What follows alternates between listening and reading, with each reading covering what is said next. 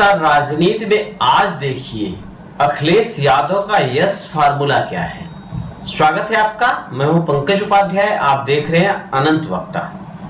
साथियों, 2022 का विधानसभा चुनाव जैसे ही नजदीक आ रहा है वैसे ही सरगर्मियां तेज बढ़ती जा रही हैं। उत्तर प्रदेश में मुख्य रूप से 4 पार्टियां हैं। सत्तारूढ़ भारतीय जनता पार्टी, सबसे बड़ी विपक्षी party Samajwadi party, Bahujan Samaj party और उसके बाद कांग्रेस का नाम आता है। छोटे छोटे बहुत सारे दल हैं, लेकिन मुख्य मुकाबला भारतीय जनता पार्टी और समाजवादी पार्टी के बीच इस विधानसभा में माना जा रहा है। और यही विधानसभा का चुनाव तय करेगा कि लोकसभा में किसकी क्या स्थिति रहती है। जहां भारतीय जनता पार्टी ने अपने राष्ट्रवाद, हिंदुत्व, राम मंदिर और व्यवस्थित व्यवस्थाओं की बात करती है और अपने प्रचलित हिंदुत्व मानदंडों के हिसाब से चुनाव लड़ना चाहती है, वहीं समाजवादी पार्टी का कहना है कि उत्तर प्रदेश की सरकार अराजक है, हिंसक है, हर मोर्चों पर फेल नजर आती है। ऐसे वक्त में बड़ा दिलचस्प होगा ये 2022 का विधानसभा चुनाव।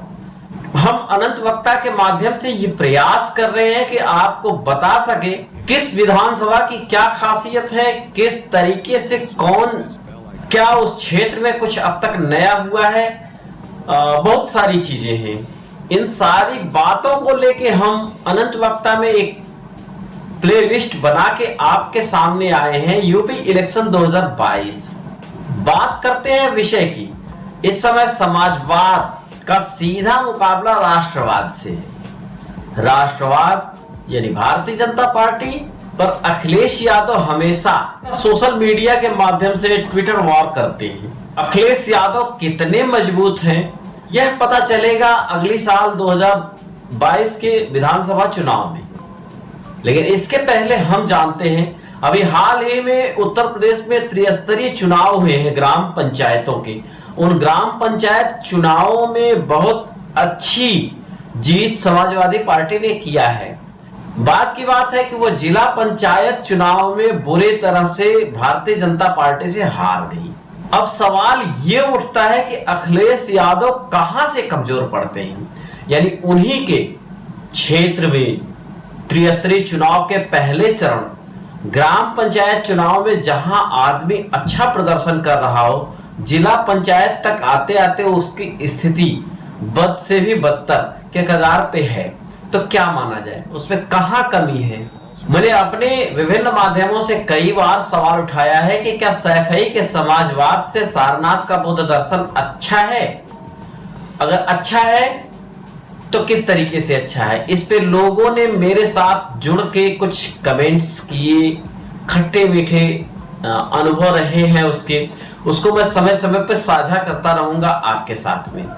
इस समय का सबसे बड़ा मुद्दा यह है कि अखिलेश यादव का यस फार्मूला क्या है। अखिलेश यादव के किस तरीके के काम से भारतीय जनता पार्टी का नुकसान होगा। यह उनका निरंतर प्रयास है कि भारतीय जनता पार्टी का राजनीतिक नुकसान कर पाए, जिससे उनके विधायक ज्यादा आए और वो सत्ता में फिर काबिज हो। लगातार निरंतर प्रयास कर रहे हैं वो कि सत्ता में कैसे बने। इसी कवायद में क्या अखिलेश यादव का फार्मूला एस कारगर होगा। फार्मूला एस यानी चाचा शिवपाल। चाचा शिवपाल की हैसियत 2 नंबर की रही है समाजवादी पार्टी में। मुलायम सिंह यादव के मुख्यमंत्री रहते या सत्ता में बनाए रखने की कवायद में शिवपाल यादव का नाम सबसे ऊपर है। शिवपाल यादव समाजवादी पार्टी के ऐसे राजनीतिक रणनीतिकार रहे हैं जिनकी वजह से माना जाता है कि समाजवादी पार्टी अब तक सत्ता में रही। और कई राजनीतिक पंडित ये मानते हैं कि अखिलेश यादव की दूसरी बार सत्ता न मिल पाना और सत्ता से दूर होना शिवपाल यादव के अलग पार्टी बनाकर के चुनाव में उतरना और अलग संदेश देने की वजह से रहा। जो भी हो, इतना तो तय है कि शिवपाल यादव निश्चित तौर से मजबूत नेता है उत्तर प्रदेश में।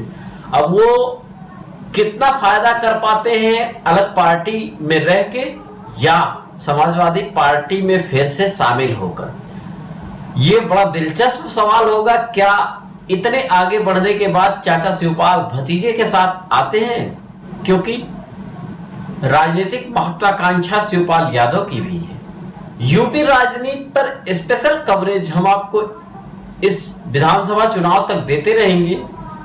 आगे आई बटन में राजनीति के काफी कंटेंट्स हमने डाल रखे हैं। अगर आप चाहते हैं कि कुछ कंटेंट्स हम आपके मन के लायक डालें तो कमेंट बॉक्स में कमेंट जरूर करें, क्योंकि आपके कमेंट्स से ही हमें रास्ते मिलते हैं कि हम आपके लिए कैसा कंटेंट परोस पाएं, जिससे आप संतुष्ट हो, आपका ज्ञानवर्धन हो। आपने हमारे प्रोग्राम को देखा, अच्छा लगा। मिलते हैं किसी दूसरे कंटेंट के साथ, तब तक बहुत ध्यान से रहिए, बने रहिए अनंत वक्ता के साथ। धन्यवाद।